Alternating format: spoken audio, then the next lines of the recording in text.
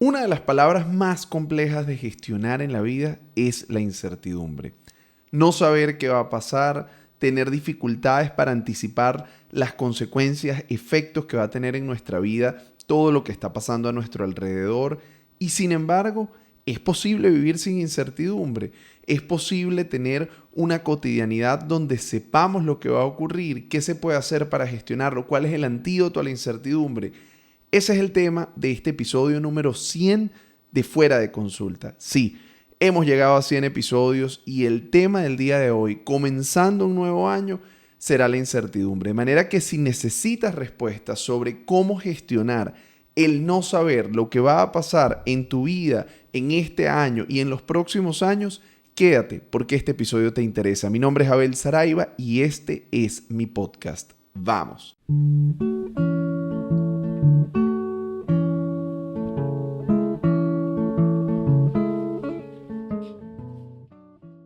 Tal como lo anunciaba, el tema del día de hoy justamente es la incertidumbre. De hecho, me sorprendí cuando estaba pensando a qué tema le íbamos a dedicar el episodio número 100, que no hubiésemos hablado antes de la incertidumbre. Probablemente hemos mencionado el concepto, pero que yo no le hubiese dedicado un episodio completo y dije, no hay mejor momento que en el inicio de un nuevo año para que podamos pensar y reflexionar sobre este concepto que tiene impacto e implicaciones en la vida de todas las personas.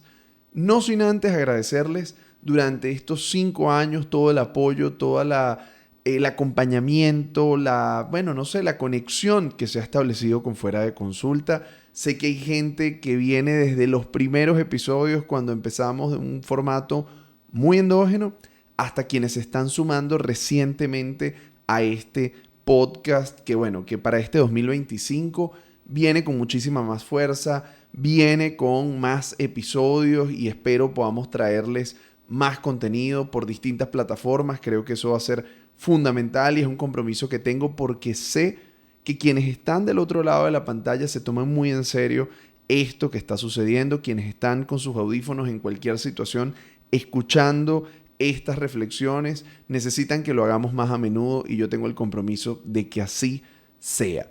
Entremos de una vez con el tema del día de hoy. La incertidumbre. A priori parece fácil definirla en términos de qué es aquello o es ese sentimiento que se produce cuando no sabemos qué va a pasar. Sí, cuando lo vemos así parece muy fácil, pero las cosas que parecen más fáciles en la vida por lo general son las que tienen gran complejidad. ¿Y dónde está la complejidad de la incertidumbre? ¿Realmente hay alguna situación donde estemos seguros de lo que va a pasar? Yo creo que no. Partamos de esta premisa. ¿Por qué no es posible saber siempre lo que va a pasar? Bueno, porque no tenemos la capacidad de predecir el futuro. Es una realidad. Quisiéramos tener mayor control sobre lo que sucede a nuestro alrededor y sin embargo, resulta que no. Podemos imaginarnos parte de lo que va a suceder. Podemos formarnos un criterio, podemos tener elementos razonables para anticipar algunas posibles situaciones, pero nunca tenemos la certeza exacta de lo que va a ocurrir. Y es algo con lo que tenemos que aprender a convivir. No hay forma de tener una certeza de lo que va a suceder. Entonces, si partimos de este punto, hay que decir que la vida entonces estará atravesada por la incertidumbre. Y cuando nos damos cuenta de que no podemos anticipar lo que va a suceder y que de alguna manera estamos mucho menos en control de lo que sucede a nuestro alrededor de lo que pensamos, se genera una gran angustia. Y es la angustia justamente de no poder tomar las medidas, de no saber si estamos suficientemente preparados, de tener justamente frente a nosotros una realidad que es amenazadora y sobre todo que pareciera que no va en la mejor dirección. Y ya me voy a detener en este que es un elemento también importante, pero no sin antes redondear un poco la idea y recordar justamente que si vivimos en un mundo incierto y sobre todo lo incierto de este mundo está marcado por el hecho de que la mayoría de las cosas que suceden a nuestro alrededor no las podemos controlar por completo. Es duro de aceptar, pero a la vez puede ser liberador, porque ¿cuántas veces estoy seguro que le has dedicado tiempo a tratar de controlar todo lo que pasa? Tienes un plan, por ejemplo, con familia, con amigos, con pareja, y tú quieres encargarte de que todo sea perfecto, de que no falte nada, de que todo el mundo esté contento, de que todos los detalles hayan sido cuidados, de que la experiencia sea inolvidable, y resulta que termina siendo un desastre. Un desastre por factores que no dependían de ti, que intentaste controlar, pero que no pudiste resolver. Entonces, para algo tan banal como esto, aunque genere mucha roncha, la incertidumbre se hace presente. Pero también se hace presente cuando piensas, por ejemplo, en el futuro del país. Y no solo me refiero a Venezuela, me refiero a cualquier lugar donde te encuentres. Hoy no hay un espacio del mundo en el que estemos a salvo de no saber qué va a pasar y que en cualquier momento las circunstancias cambien. Sin embargo, nosotros los seres humanos necesitamos tener algo de certeza, necesitamos tener de dónde agarrarnos. Y parte del problema que se da en torno a la incertidumbre es que justamente la incertidumbre no surge tanto del hecho de no saber lo que va a pasar, porque esto es una realidad, nos guste más o nos guste menos, sino de la creencia de que eso que va a pasar es negativo o será negativo. Ponle mucha atención porque esto que parece un detalle es el queso de la tostada. El creer que las cosas serán negativas pero no estar seguro es lo que configura verdaderamente la incertidumbre. Porque si partimos de la premisa que ya he dicho, no sabemos lo que va a suceder en el futuro, entonces ¿cómo se dan circunstancias en las que tenemos esperanza? Porque déjenme decirles algo, en la esperanza tampoco sabemos lo que va a pasar. En la esperanza tenemos la confianza, la convicción de que lo que vendrá será bueno, de que lo que vendrá será mejor, pero no tenemos la certeza. La certeza no está presente, la certeza es terreno de la fe, es terreno de otro espacio.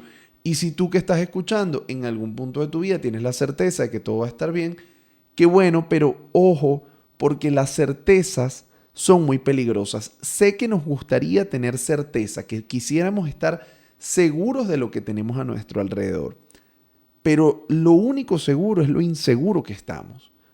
Y voy a detenerme aquí, porque la certeza incluso es un rasgo característico, por ejemplo, de la psicosis. Cuando una persona escucha, por ejemplo, una alucinación o tiene un delirio, sobre todo en el caso del delirio, la persona no duda, ¿será que, voy a poner un ejemplo clásico de un delirio, yo soy, qué sé yo, el hijo de Dios, a pesar de que es una, bueno, incluso vamos a tomar otra frase, porque esta frase del hijo de Dios en la religión tiene un contexto, todo el mundo eventualmente pudiera llegar a sentirse hijo de Dios, pero me detengo aquí para que tú puedas entenderlo mejor. Hay un caso famosísimo donde un hombre decía que él era la mujer de Dios. Él era un hombre y decía que era la mujer de Dios. Sé que el tema género hoy da para muchísimas interpretaciones, pero no lo voy a llevar por allí. El detalle está en que este sujeto estaba convencido, no había duda, ¿será que yo seré? No, él era. Por ejemplo, yo recuerdo haber atendido a un paciente que él tenía la convicción plena de que él era el amo de las lenguas, que él dominaba todos los idiomas. Y esta no era una pregunta, ¿será que yo podré dominar todos los idiomas? No, era la certeza de que él era el amo de las lenguas. Entonces, pilas, porque cuando yo vivo en el terreno de la certeza, en el terreno donde nunca me hago una pregunta, ese no es el terreno de la salud mental. El terreno de la salud mental, aunque genere consecuencias, es el terreno de la duda. Y ese terreno de la duda es un terreno complejo de gestionar y por eso los seres humanos, aún dentro de los rangos aceptados de normalidad, entre comillas, sufrimos un montón por cosas de la cotidianidad. Y es algo que trasciende incluso el hecho de que tengas mucho o poco dinero, de que tengas pareja o no la tengas. El que no tiene pareja se lamenta porque está solo. Pero el que tiene pareja quisiera un momento de soledad y quisiera poder lidiar con otras cosas y a veces le agobia la cotidianidad de la pareja. El que tiene mucho dinero se preocupa por cosas que ya no puede comprar con dinero, mientras que el que no tiene dinero se preocupa por aquello que le falta desde el punto de vista material, y así sucesivamente. Y en cualquier condición socioeconómica, en cualquier estrato de la vida en el que tú te encuentres, habrá algo de lo que ocuparse y que pueda generar cierto nivel de malestar.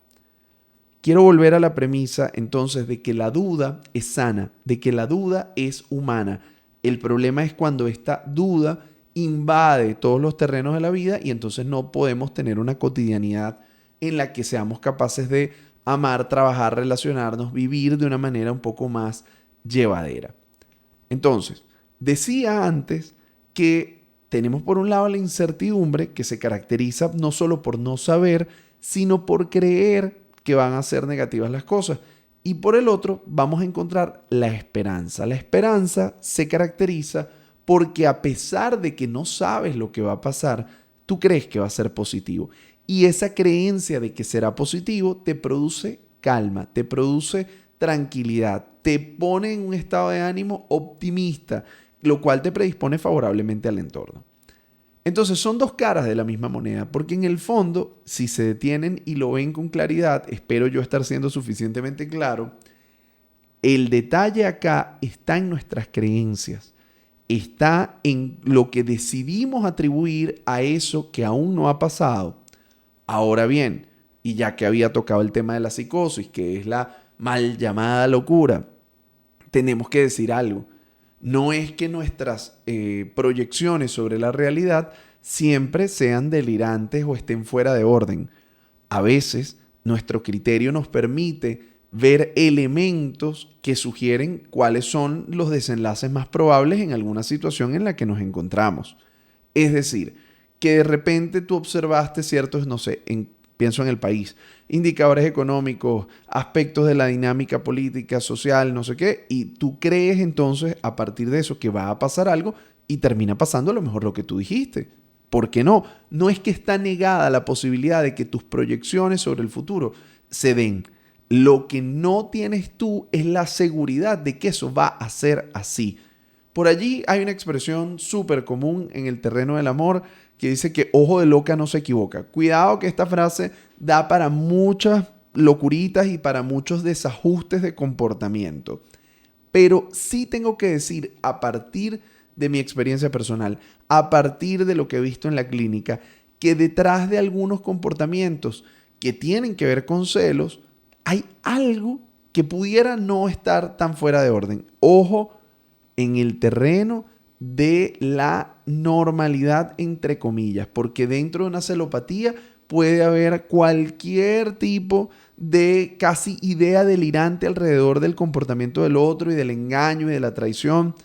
Pero a lo que voy es que esa frase de que ojo de loca no se equivoca muchas veces está amparada en cierta intuición que puedes tener dentro de una relación, que puedes tener en una circunstancia en la que algo no te cuadra y termina por ser parte de un desenlace no positivo. Entonces, a esto quiero llegar. Cuando decimos ojo de loca no se equivoca, en el fondo lo que te está hablando es de alguien que probablemente tenga una intuición sobre algo. Lo que pasa es que la intuición sin razón es delirio. La intuición sin razón nos lleva por un camino que puede ser muy accidentado. La intuición, cuando la encuadramos con la razón, nos permite llegar a cosas que pueden ser muy interesantes. Y ya lo he dicho en otros episodios y en otros momentos, alrededor del tema de las emociones, que las emociones para mí son el lenguaje de la intuición en términos justamente de que nos permiten anticipar, nos permiten conocer el entorno de una manera distinta porque las emociones son procesadas de una manera más rápida que las palabras. Es decir, yo siento miedo antes de pensar, cuidado, viene un tigre, viene un peligro, no sé qué, o sea, siento miedo. Y esto tiene que ver con que nuestro cerebro puede integrar una cantidad de información mucho mayor de la que pensamos y que después le vamos a dar sentido con palabras. Entonces, cuando hablábamos de esta expresión, ojo de loca, no se equivoca, puede que haya algo de la intuición que sugiere que algún elemento es distinto al usual y despierta en nosotros un montón de cosas que luego pueden traducirse o no en un desenlace real. Regreso al punto central. El punto central justamente es que lo que yo creo que va a pasar tendrá un efecto en mis emociones y cuando mis emociones se ven afectadas, por supuesto que mi relación con el entorno y con todo lo que está sucediendo va a cambiar. Mis apreciaciones pueden ser razonables, pero de nuevo yo tengo que evitar tratar mis apreciaciones como certezas, porque son apreciaciones.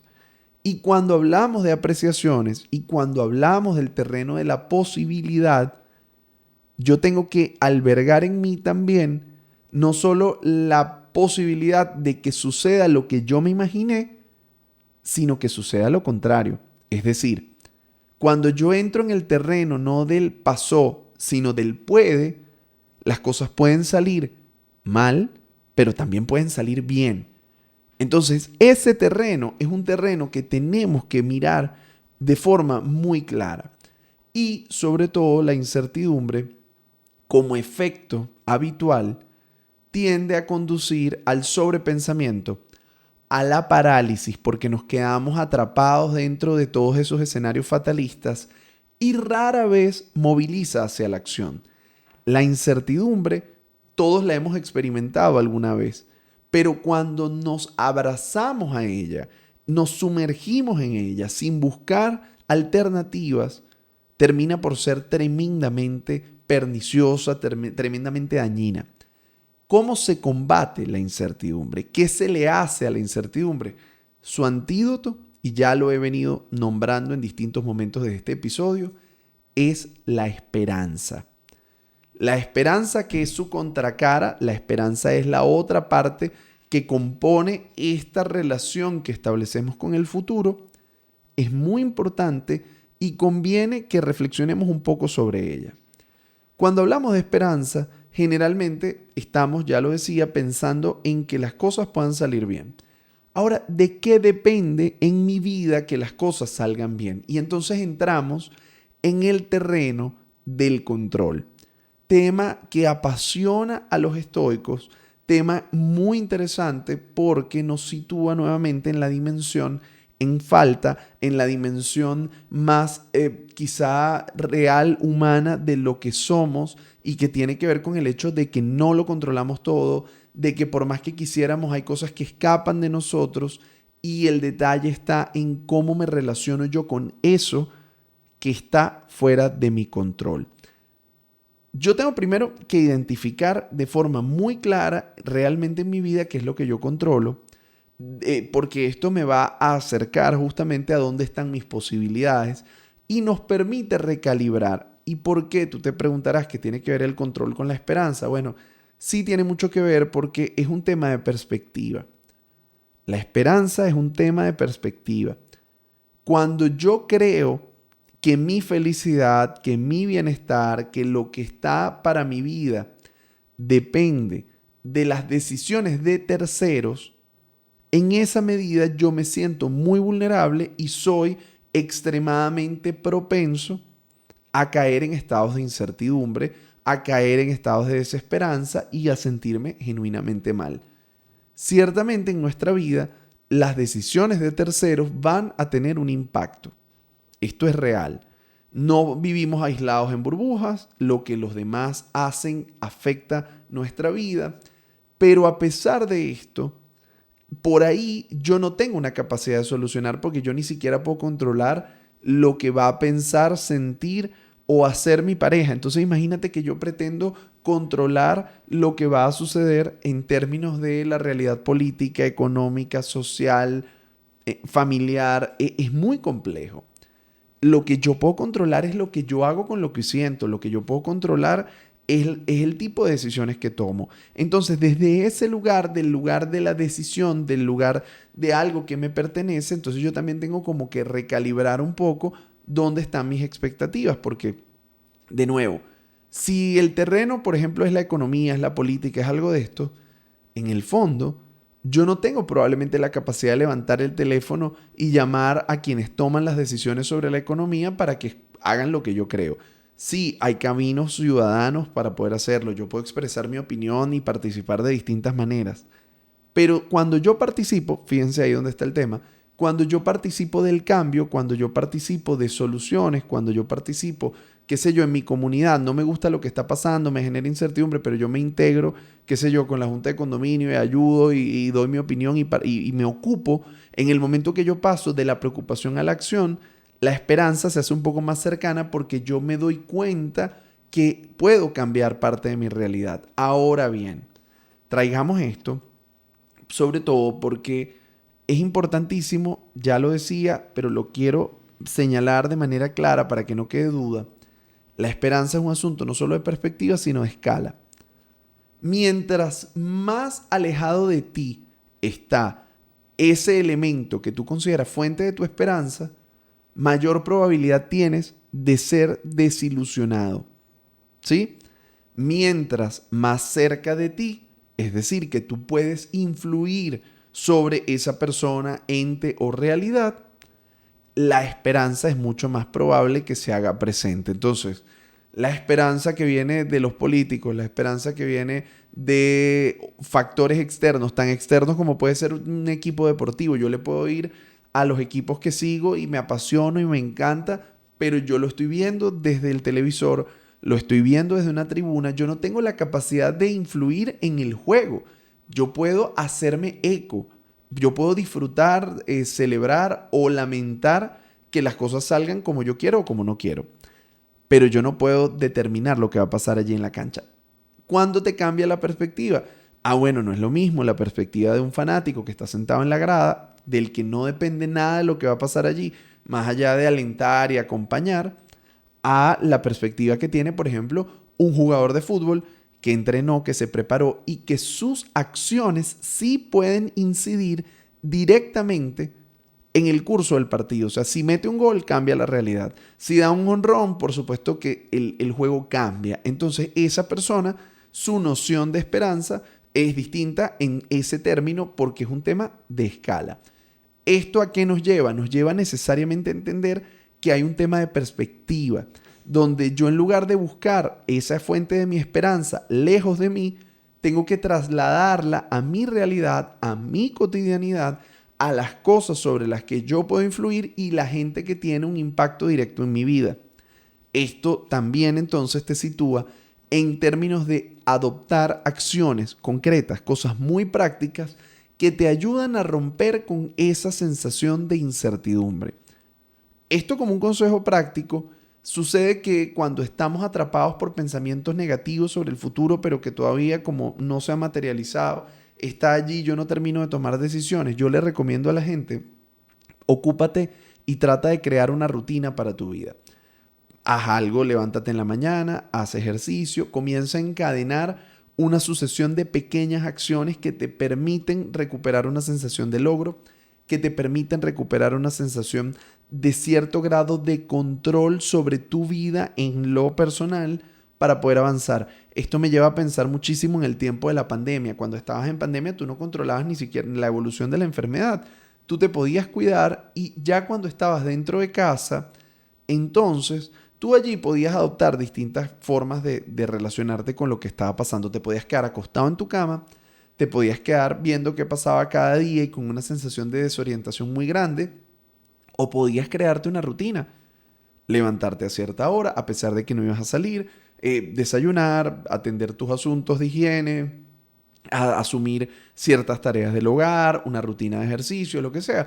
Pero en la medida en que tú tenías cierto grado de orden, el caos a tu alrededor se volvía mucho más fácil de gestionar.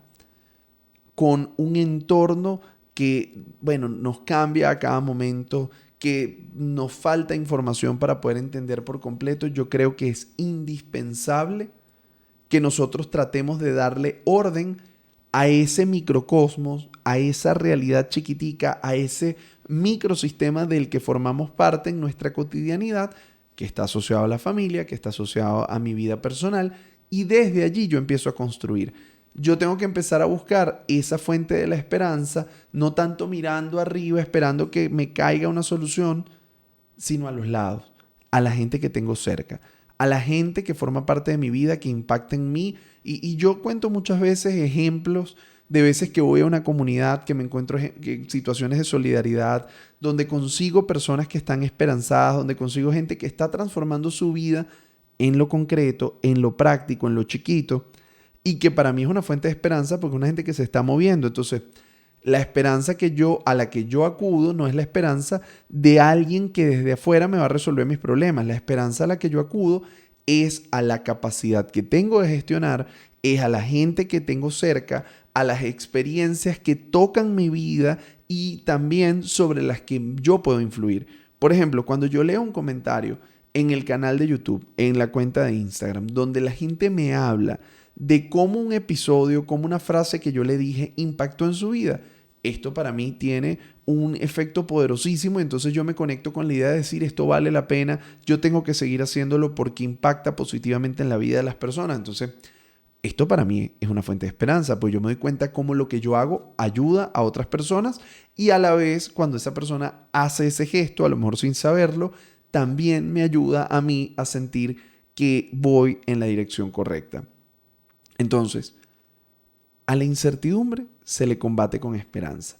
No una esperanza ingenua, mágica, donde yo creo que me voy a quedar detenido y entonces las cosas van a pasar, sino una esperanza que se construye desde la acción, que se construye en lo concreto, en relaciones específicas con nuestro entorno. Y lo pongo de manifiesto ahora, creo que en este momento que está saliendo el episodio, es propicio, pero no importa la época del año en la que tú lo escuches, si llegaste tarde a este episodio, igual te sirve, pero cuando comienza un año, y estamos lanzando este episodio ahora en enero, es importantísimo cómo yo me ubico frente a la vida. O sea, yo quiero seguramente muchas cosas para mi vida, pero ¿qué estoy haciendo para lograrlas?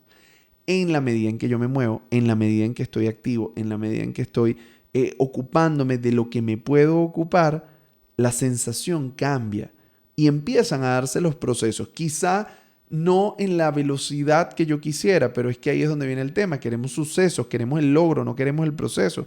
Y para que los sucesos, para que los logros lleguen, yo tengo que enamorarme de mi recorrido, tengo que enamorarme del proceso. Y de nuevo, este proceso implica acción, implica tolerancia a la frustración, porque no todo va a salir de inmediato cuando yo quiera. Y de cualquier forma, mientras yo me mantengo en movimiento hacia un objetivo, voy encontrando un poco más de claridad, de certeza, que si me quedo, solamente mortificándome. Les quiero regalar una imagen que me parece poderosísima en términos de la esperanza y que creo que la podemos oponer a la incertidumbre. Imagínense ustedes un cuarto oscuro, ¿ok? Oscuro, oscuro, donde no te puedes ver ni la mano frente a tu cara. En ese cuarto oscuro, la oscuridad representa la incertidumbre. No sabemos qué va a pasar, no sabemos qué hay a nuestro alrededor y si esto puede dañarnos o no, lo cual puede llevarnos a sentir mucho miedo y paralizarnos. En medio de la oscuridad, uno pudiera querer encender la luz y que todo se viera con claridad, pero no siempre se puede. Sin embargo, la buena noticia es que una chispa de fósforo alumbra. En medio de la oscuridad más absoluta, la luz más diminuta es capaz de alumbrar. Y esa luz, que es la esperanza, nos permite aliviar un poco la sensación de incertidumbre, nos permite orientarnos en el camino y avanzar. Y la buena noticia es que cuando yo estoy conectado con una verdadera fuente de esperanza, donde hay luz, tú no le puedes poner oscuridad. Tú puedes tratar de taparla, pero es muy difícil. La luz tiene eso, de la misma manera que la esperanza. Una persona que tiene esperanza sobre bases sólidas, sobre lo que puede hacer, sobre sus relaciones, sobre lo cotidiano, es una persona muy difícil de derrumbar. Y yo creo que la invitación tiene que ser a que nosotros nos volvamos personas muy difíciles de derrumbar, y para eso tenemos que tener bases sólidas y nada más sólido que la esperanza práctica, que la esperanza de lo que yo puedo hacer, que la esperanza de lo que depende de mí, de no delegarle mi felicidad a los demás, de no delegar mi responsabilidad de encontrar respuestas en otros, de empezar a construirlas. Y cuando ya yo empiezo a construir esa esperanza, cuando ya yo empiezo a encontrar algunas respuestas, cuando me estoy moviendo, yo puedo ser fuente de ayuda para otros. Cuando yo estoy paralizado, cuando estoy esperando que otro me saque de ese estado, es muy difícil avanzar. Es muy difícil ayudar a otros y esto no hace sino hundirnos en un hueco. Si tú comenzaste el año en ese hueco, yo te invito a empezar con cosas muy prácticas. Si tú comenzaste el año preguntándote qué va a pasar, yo te quiero recordar que cosas negativas pueden suceder, sí, pero también pueden ocurrir cosas positivas. ¿Qué estás haciendo para que sucedan unas y otras? Mientras, evidentemente, el entorno a nuestro alrededor se aquieta. Por supuesto que deseo que todo este año pasen cosas maravillosas en nuestros países, en nuestros entornos, en nuestra familia, en nuestra vida personal. Yo soy partidario de poner la energía en eso que depende de nosotros y mientras se aclara lo externo, ocúpate de ti. Ocúpate de tu salud mental, que será una herramienta indispensable para este y los años venideros. Trabaja en ese proceso personal que te lleva a elegir un camino u otro, que te lleva a elegir entre la incertidumbre y la esperanza. Gracias nuevamente por acompañarnos en estos 100 episodios de Fuera de Consulta. Todavía lo digo y no lo creo. Estoy muy contento de retomar este camino junto a ustedes y no tengo sino que recordarles también nuestras redes sociales, @AbelSaraiva, @Fuera de Consulta. Por allí puedes estar en contacto. Si no te has suscrito al canal de YouTube, debes hacerlo. Suscríbete y le dejas un corazoncito, dejas un comentario. Me encanta cuando lo hacen y que sepan que personalmente yo les respondo. Si me siguen por redes sociales, @AbelSaraiva o @Fuera de Consulta, desde ese lugar también que sepan que quien les responde directamente soy yo. Y desde la plataforma que lo puedas estar escuchando, Apple Podcasts, Spotify, Spreaker o cualquier otra, suscríbete, déjale una reseña, déjale una estrellita, déjale un comentario, que eso siempre produce un impacto positivo y nos ayuda también a vencer un poco los retos del algoritmo. Comparte este contenido para que llegue a las personas que lo están necesitando, sobre todo porque aquí la única intención es que tú conectes contigo, con tu salud mental. No te estoy vendiendo nada, no hay una aspiración económica, hay una aspiración de conexión, hay una aspiración de que podamos trabajar juntos y acompañarnos en este camino. Nos escuchamos y nos vemos en una próxima oportunidad.